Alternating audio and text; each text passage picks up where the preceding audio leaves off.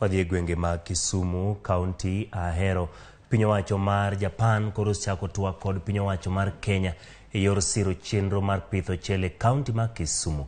Ahinya to e kar pidho ochele ma Ahero eneno ni omed yuto mawuok e pur mar ochele.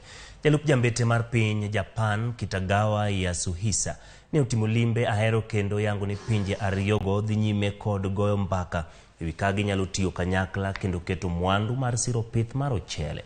Omedo ni en chenro magisebedo ka gitimo e Mwea Irrigation Scheme e kaunti ma Kirinyaga, kama nyaka sani lokruok osebedo yuto mar jopur mar ochele.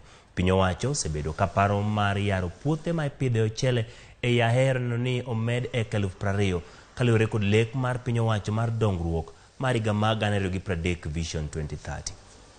So we would like to expand this partnership other than the Mwea.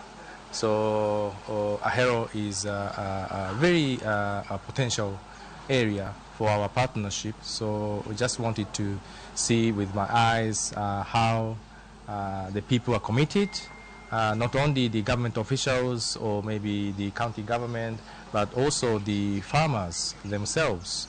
Without the commitment by the people, the end user, which are the farmers, we cannot make the project successful. We are now conducting a project, technical cooperation, under JICA, Japan International Cooperation Agency, and already some Japanese experts are here.